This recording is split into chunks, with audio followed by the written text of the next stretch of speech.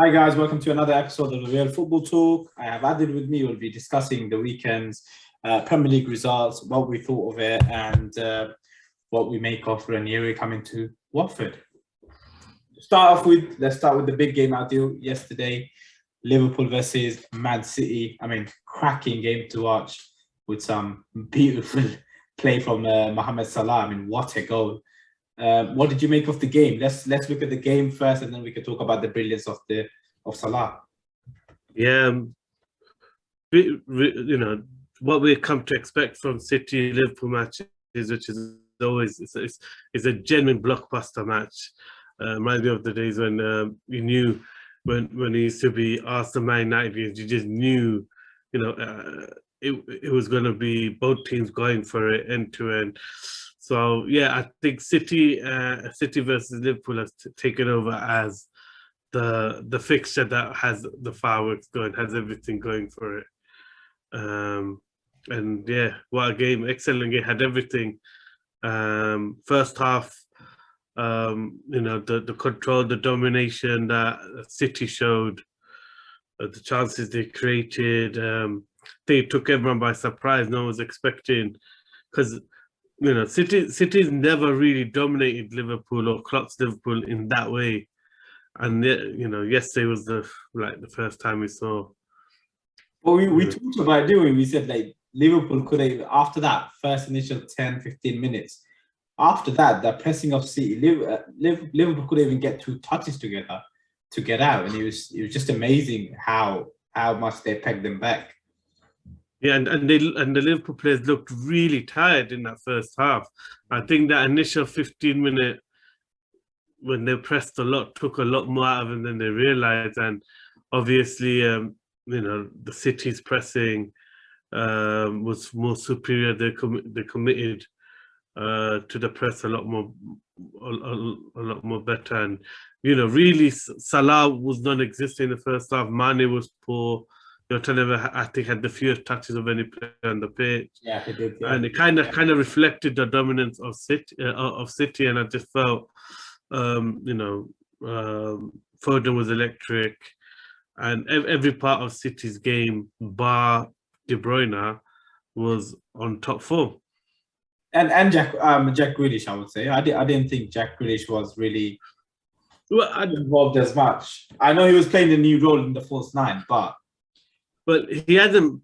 Every time he played in the false nine, he hasn't really been involved much, because he wants to get on the ball. He wants to have space. He's not a person who plays back towards goal. Even when he does, he wants to turn straight away, and he wants to have options in front of him. So it kind of nullifies his style of game, because he uses runners and options and that potential forward pass as a decoy for his dribbling. And when he's the focal point, he doesn't have anything in front of him to do that. So yeah, it's kind of, yeah. But he didn't look off the pace like De Bruyne did. De Bruyne actually looked off the pace in that first half. They had great chances to go ahead and be 2-3 ahead. Yeah, and you have to give it to the resilience and the character of Liverpool, that at different moments, someone always stepped up, put a block in, put a slight foul in to put Foden off, or they did what they had to do, and they pushed the margins of the rule book as far as they could. So yeah, fascinating first half. I certainly didn't expect it, and then the second half was even better. I just blew. They say goals change game, and Salah showed his world-class qualities with the 2 goals. He created the one he created for. Even the first one, he ripped Cancelo, left him for dead. Yeah, and the thing was, Cancelo up until that point was doing very good at pinning Salah back and kind of stopping Salah from cutting in. So, and it just shows that a world-class player, you just can't keep them down. They will try different things. They will eventually figure you out. And Mohamed Salah certainly did. The way he just turned and lifted it over, on the outside, realizing Cancelo, because he's right-footed, was very comfortable every time Salah tried cutting in, to go straight away outside of him and just leave him for dead, exposed him. And that is what, the better players do. They Do just know. you think that there's a bit of instruction maybe also from Klopp at halftime? Maybe try the inside. You always cut it in. Try the inside of, on his left side where he's weak. I mean, we won't ever know, but certainly, Salah decided to take the game by the scruff of the neck, and that initial 50 minutes was Liverpool's best spell, and I was actually worried if they didn't score. I was thinking City would come on strong and dominate the game, so they needed the goal.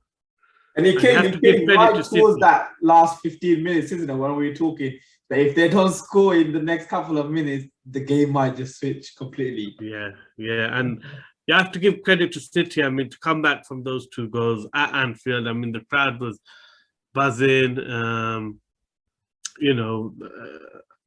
Liverpool kind of showed a bit of their naivety as well, because it's like, and we saw this right at the beginning of Klopp's reign when he first took over at Liverpool, was when they take the lead, it's like the crowd boosts them to such a point that they get carried away and they forget to manage the match, and they get carried away with the atmosphere and the euphoria of everything, and then next thing you know, they are leaving gaps and trying to over attack, and everyone's sprinting forward, getting carried away.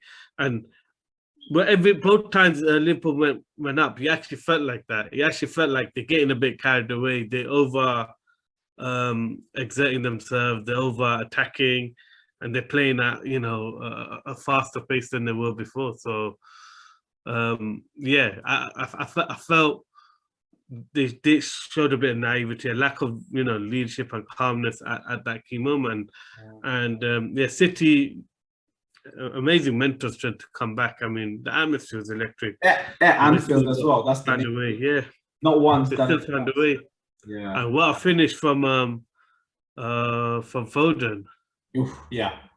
Amazing. I mean, I know a lot of people talking after the game about Alisson, should he have done better, but I don't think you can quite appreciate the stride that Foden takes and the balance. The key thing is the balance he has to put all his weight onto that right foot so that he can strike with his left. These are the little things that only few players can do, and it will catch out a keeper. But not only that, he hit it with so much power that it caught Alisson off guard. And people say, "Oh, maybe he should have done better."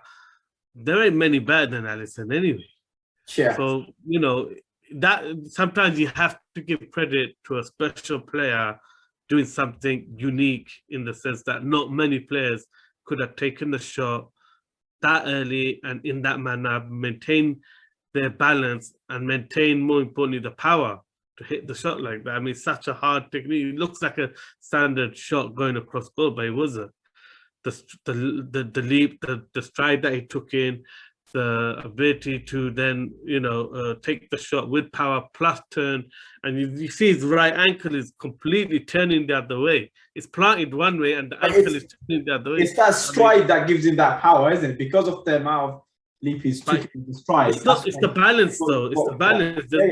I mean, there's not many players who can stretch to that level and still maintain the power in their quads to follow through with a shot on the right. I mean, it's not as easy as it looked. I mean, there's a lot to that goal. It's a great finish, but if we're talking about great play and great finish, we have to talk about the Mohamed Salah goal. I mean, it was special. I mean, taking on 3 players crowded, taking on the 4th man, and then boom, what a finish as well. Right foot, weak foot.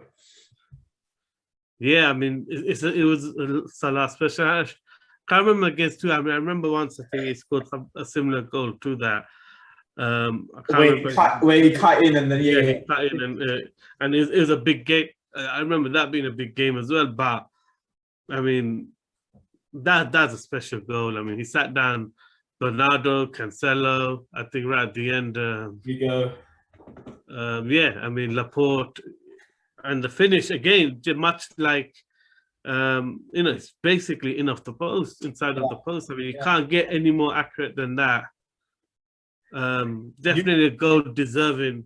On the slow-mo, you can see how close Ederson was, but you can see how much power he was hit with, and the accuracy. Like you could just literally see just go past his hand. It's just and yeah, it would surprise him because at the end of the day, he's a they were low. He's left-footed, so they probably caught Ederson off guard. The power in which he managed to generate with his right foot. One talking point: James Milner, should he be sent off? Yeah, I mean, I don't know. I don't think anyone would try and say otherwise. It is as blatant as a second year as you can get. Yeah. And I mean, it's a strange one because influenced by the fans. You can't really find any reason to not give that second yellow other than some form of bias there, because it was so obviously a yellow card, and the fact is he didn't even speak to the player. They didn't give one or nothing, and Milner was do you think he bought the life up until that point? Anfield, it's a big game. Do you think that's what's happened? He's bottled it a bit. I mean, either way, it was a clear-cut decision. It's an easy decision. Only the referees can answer it. Why? I could not believe he didn't send him off. But hey, I mean, I would say point probably gained for Man City, considering coming back from down from twice. But looking on the basis of how they played the whole game, do you think they would be a bit down the fact that they didn't take the whole 3 points? I think there's nothing but positives for City. I mean, they will take a lot from the fact that they went to Anfield, went down twice, and in that atmosphere were able to come back into the game twice. I mean, they had 2 tough games before that as well. They had Chelsea, PSG. And also, I think they'll take huge amount of confidence from the performance. Ultimately, they were the better team. They were the stronger team. They looked better. And let's be honest, other than 2 individual pieces of brilliance from Salah, Liverpool weren't really creating clear opportunities. So when you look at systems, game, style of play and everything, certainly City had the number on Liverpool in this game. Yeah. So I think they're going to take a lot of confidence from that. I mean, I think everyone's thinking, "Whoa, look at City without a striker." I don't know. He keeps coming up. I still think that not having a striker is costing them this game, this tight moments. Again, striker would have made a huge difference in one of those chances, I'm sure. Yeah, I mean, they lack a focal point and a presence. I mean, I still think it will cost them eventually when it comes to the big games or something, or some games. I think it will cause problems, but definitely in terms of, you can't ask for more in terms of performance. No, of course. Let's move on to other games. Let's move on to United versus Everton. 1-1. I mean, what did you make of that? Townsend doing the shoe. Yeah, I think it's good. It's you want players to celebrate, innit? So when they score a goal, and it's good to see celebrating. And he said it more in homage of Ronaldo than mocking or anything. But yeah, like celebration is the least of United's worries. I mean, they're hitting a bad patch of form, really, and I think the problem is because they were picking up results without being convincing, and the performances weren't that great. And now the results are faltering and the performances haven't really improved. It's been a lot of either individual goals or late goals, or they've not been convincing yet. There hasn't been a performance yet, and we're what 8-10 games into this season, if you include if you include the European games as well, and there's definitely a pressure on Oli, and you could sense that. You could sense the Ronaldo signing has just raised the expectation and the bar to a level where maybe he's not quite comfortable. Do you think? I mean, there's still 2 points off top, so I mean, it's not all doom gloom. Even though they drew against Everton, do you think it's a bit too much the pressure? No, I mean, like I said, I don't think anyone's judging them on where they are on the table. It's based on the fact that they have not looked convincing in any of the games they've played, even when they have got results. It hasn't been, the performance hasn't really backed it. Even I think the first one was against Leeds, 4-1 or something, 5-1. They won by a margin at the end. But when it was tight, United didn't look that convincing. So there's moments where they'll do the odd, really quick, fast counter attack and look devastating, and then majority of the game they just seem to lack an identity, a style of play. It's not coherent. When you watch Liverpool,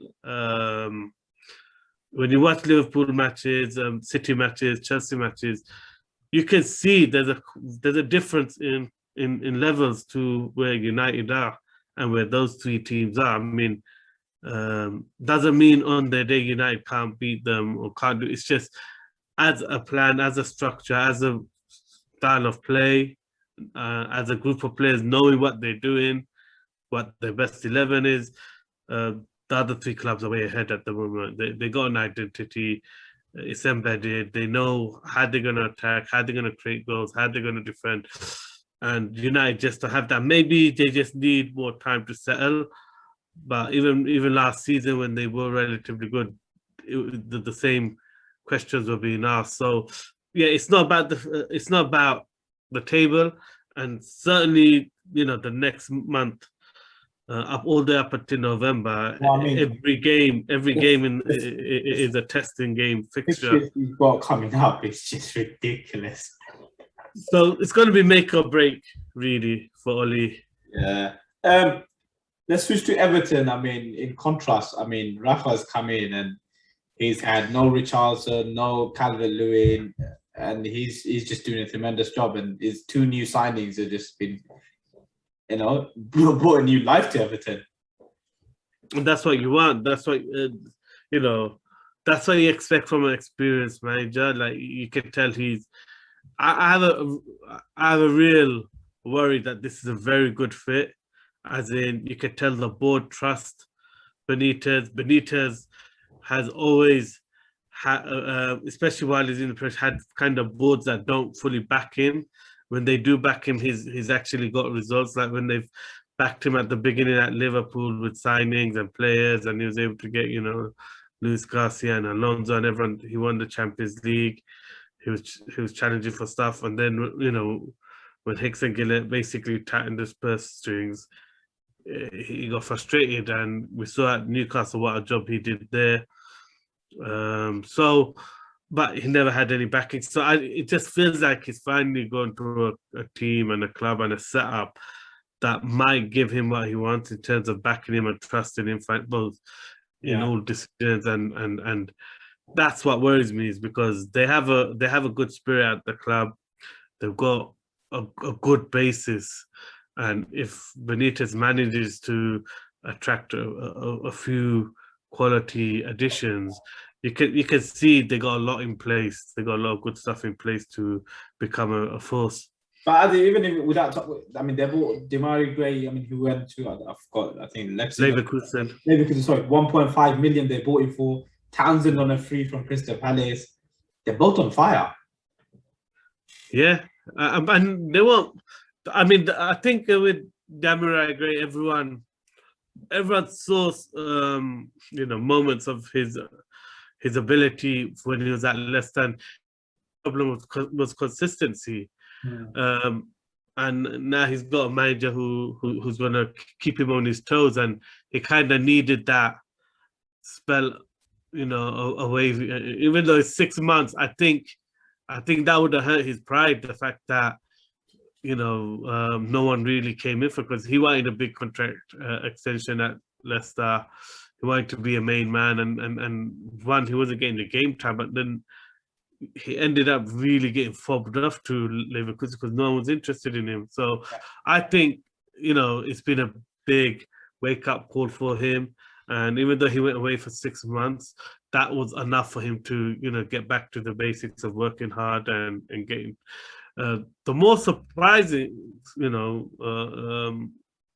transfer was Townsend, and he kind of started to become like this third midfielder at Crystal Palace, and wasn't really playing on the wing, more like an attacking mid, and more in the team for the work he does off the ball. And then now he's come back to that, the old school Townsend at Spurs, and was it Newcastle? Where there's a bit more of an out winger, looking to get goals, and those special finishes from outside the box have come back. So yeah, I mean, a lot of credit has to go to Benitez for building his game up and getting him back into that mode of becoming an attacking winger again. I mean, real good signs for Everton. I mean, 5th in the league, 14. Yeah, like I said, the biggest thing is they're missing probably the most influential players.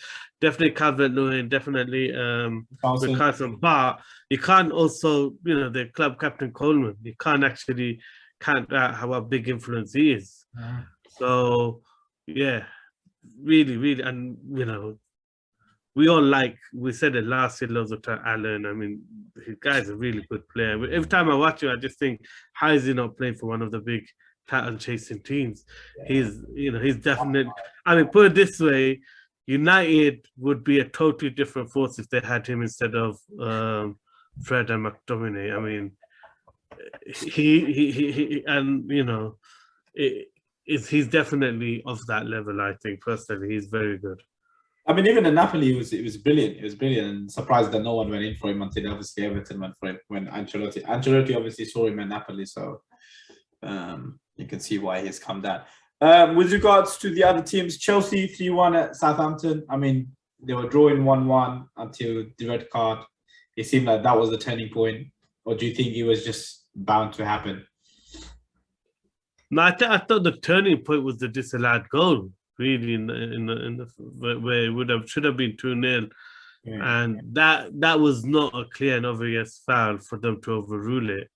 And the fact that they didn't give it, you got the ref and you got the linesman not giving a free kick, and then VAR, and it you couldn't tell, if there was a clear cut foul or not. So yeah, it seems that VAR is starting to become an issue again. Everyone's praising the lack of the flow in the games and their line of physicality and not getting involved as much. Well, guess what? They're starting to get involved too much again, for no reason. We saw it in the, in this game and other games this weekend. They just started to get involved and make decisions, get involved in decisions for no reason. But yeah, once Southampton was down to 10 men, I mean, it's already hard winning the ball and stopping Chelsea from dominating possession with 11 men. It's going to be nigh impossible once they go man up. So yeah, fair result at the end, I would say. Yeah, I mean, Chelsea needed it, and probably was it was a reckless tackle from Ward-Prowse very late. Deserve a dread. The other team, let's talk about Adil. West Ham losing 2-1 to Brentford last minute. Wissa again coming on scoring. Yeah, I mean he's got an excellent finish on him, hasn't he? He's a guy for the big moments. He likes that role as well. I mean, you can see he's not complaining, he's not sulking. And that's the thing about this Brentford team. Everyone is comfortable in the role that they've been given. You don't see anyone getting upset or getting too big, and they're so invested in the philosophy, in the style of play, in everything that Thomas Frank is trying to do. They all bought in, and you're seeing the results. You know, they look like a proper good Premiership team. And even though they were under the cosh the whole of that second half, I mean, in a way, the result was unfair to West Ham. Yeah. West Ham absolutely bombarded Brentford in the second half, but then you see the character of the Brentford players, and David Raya is a very underrated keeper. I thought that while he was in the Championship, he was a really good keeper, and he's very calming as well within the team. The way he kind of just like slows everything down, you can see his Premier League quality. But it's not just with David. I mean, it's every player. Mm-hmm. Every player plays with the calmness, with the bravery, you know, and they're just such a good, well-drilled team. They know what they're expected to do in every scenario, and you know, they're a bit like, you know, like the only other team that reminds me of like, obviously you have the Cities, but the other team that reminds me of a really well-drilled team is Chelsea. You always feel like, you know, that the performance, you know everyone knows their role. Yeah. They know how they're going to play, where they're going to pass. You always feel like they're 2 steps ahead. And it's a bit like that with Brentford. It always feels like everyone knows their job, knows where they're meant to be, what their options are. They always seem they got 3 options on the ball all the time. Yeah. I mean, he's been with them for a while, hasn't he? So he's been able to kind of implement. Well, he was an assistant there with you know, Dean Smith, and then took over. But it's still, at the end of the day, they're going in to the Premiership. A lot of eyes on them because they've done everything totally different from any other club in the UK. You know, and that brings its own pressure. And they've been smart. It's not like they haven't spent money. They've spent 13 million on Aja from Celtic. But at the time when I saw them spending 13 million, I was thinking, oh, you know, I've seen Aja a couple of times, seen him make mistakes a few times for Celtic. I wasn't convinced. You see him in the Premiership, he looks absolute quality. I mean, you know, he's coming out with the ball. He's playing like Van Dijk. You know, the way he's coming out, chesting the ball down, pushing on up top. Every opportunity gets his bumming forward. And yeah, in terms of system, they are very similar in the formation. They play it differently, but in the formation, they're quite similar to the Chris Wilder's and Sheffield United. Yeah. In the centre backs push up to create the overload. So yeah, very impressive. Shall we talk about Tottenham winning 2-1? Yeah, if that feels like a big result for Nuno, I mean. Against Villa as well. I mean, it started to feel like you know, people weren't convinced by him. Well, the original skepticism that was around when they hired him seemed to have come back and overtaken, and you know, a lot of question marks about the defensive and organized style of football, and whether it was the Spurs way. But I still think he's done quite well considering what they've been through. You know, and you know, all right, he's lost a couple of the big games, but that can happen. And yeah, maybe the performances haven't been great, but you know, by and large, I still think he's doing a good job considering, you know, what he's having to do with, and he's still playing some of those players, and you can tell he's playing those players so they don't lose their market value. It's just a Levy way of doing things. There are players that they're going to move on from. They're just playing them just so that there's a market to sell them, and you know, play the end of Bell and still playing. But you can tell they're not really part of the plans. Yeah. So yeah, it's a big result for them. Massive. I mean, up to 8th now, so we're just ahead of West Ham. The other one that impressed, I mean, we kind of skipped them, won 14 points as well, along with Everton and United, is Brighton. I mean, completely annihilated Arsenal, and just surprising how they couldn't score. It was Well, just, that's not surprising because that was the well, Achilles it heel was last it was season. last year. No, I meant it's just like surprising how they just didn't finish a game. Because this year they've been very clinical with regards to their goal. Even with Mope, 36%, I think, or something. I saw his conversion rate. So they've been really good in front of goal. So that's what I would say was surprising. Yeah, I was more surprised at how comfortable it was for them against Arsenal, because obviously Arsenal being on the run, so Yeah, and being on the high from winning the North London derby, you're expecting oh, this is I went into that game watching it more to see, oh, this is going to be a test of Brighton's, okay. Brighton are overachieving, and now they're going to kind of get a bit found out, and it didn't happen. If I mean, anything, it looks it like seemed like Arsenal's results were false dawn, because I was really disappointed with the Arsenal's performance. yeah. I wasn't impressed. I mean, other than Smith Rowe, you just feel like there's a lot of players that just don't fit in. Hmm. That's the way I felt anyway. And Hey, Saka wasn't on his top form, and Smith Rowe just can only do so much on his own. But Odegaard, absolute joke of a performance. this is what I mean. Like there was no one apart from Smith Rowe that was kind of gained hold of the ball. It seemed like every time is like the Man City thing, where every time you went away from Brighton, they got it back straight away, and they couldn't string 2 or 3 passes together, and that's what it seemed like. And yeah, it was a joke. And Odegaard was non-existent. And even Aubameyang, I mean, yes, he's playing up front, but sometimes you gotta be able to hold that ball. You're a striker. You need to bring that hold. I know it's not your strength, but you got to do it.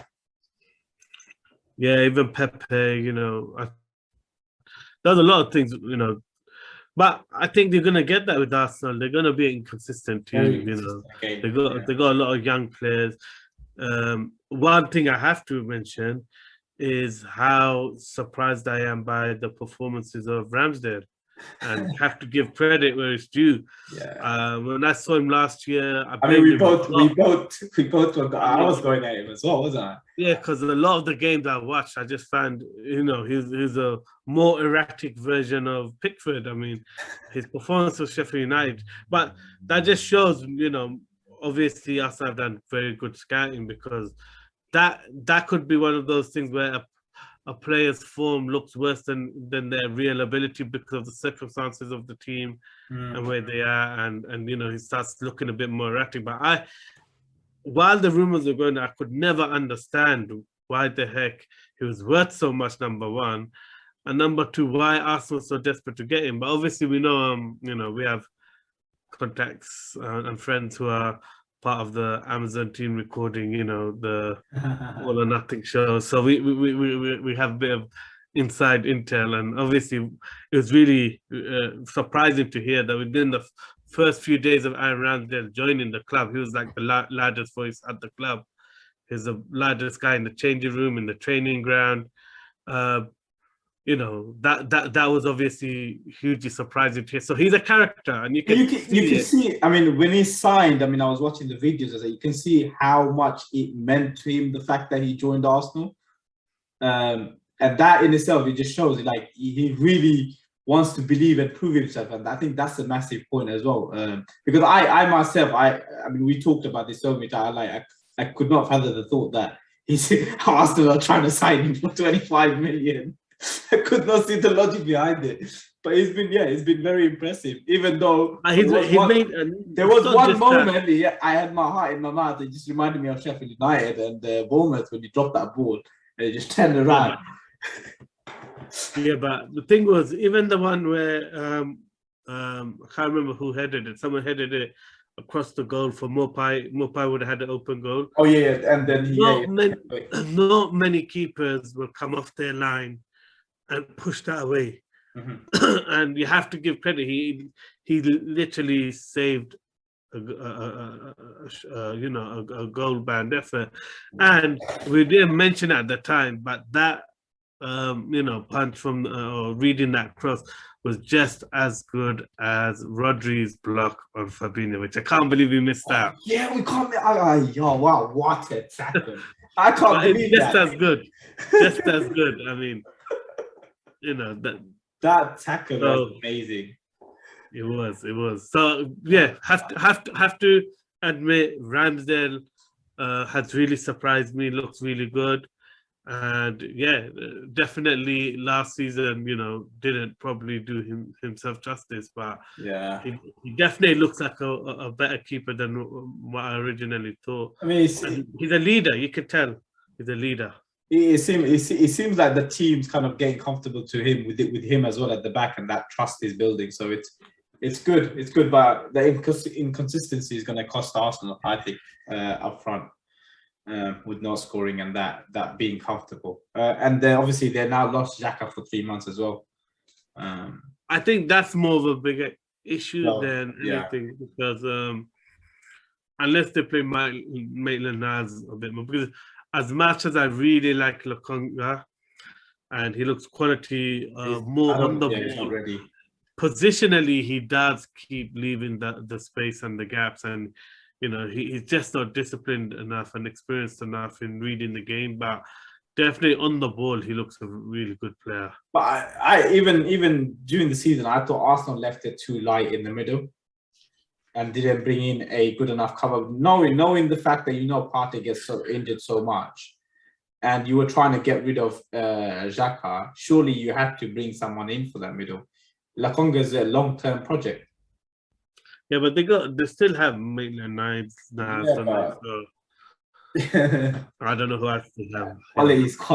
Ben White. Apparently, the rumor was the part of the reason they signed him was because he can play midfield as well. So there's still hope for Chambers and Holding to get a spot back. Oh my God. There's still hope for them. Omari, I forgot Omari. I'm gonna have nightmares. Yeah. I think they're all hoping Ben White goes into midfield. Hoping or praying they get injured. Last one, let's just talk about Claudio Ranieri signing for Watford. I mean, what a piece of business. I mean, we were talking in the car, weren't we? When you talked about Watford getting rid of their manager, we were saying, you know what? And you mentioned to me, they must have someone lined up. And then obviously a couple of minutes later, we see the news about Ranieri joining. Yeah, I mean, I think Sky Italy, were on the ball on that rumor straight away. So, yeah, I mean, one thing you have to say, he's one of those lovable characters.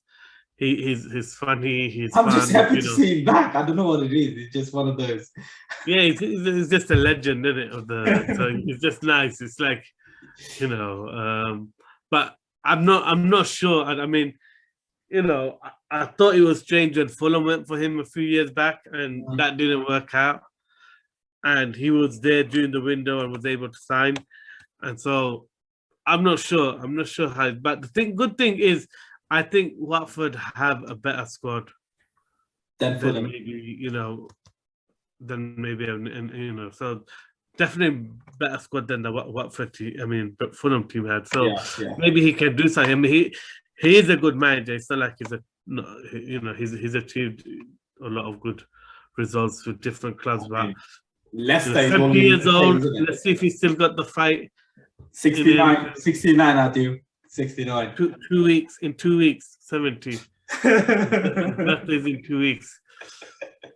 That's how much I'm a fan of Ranieri. I know when his birthday is.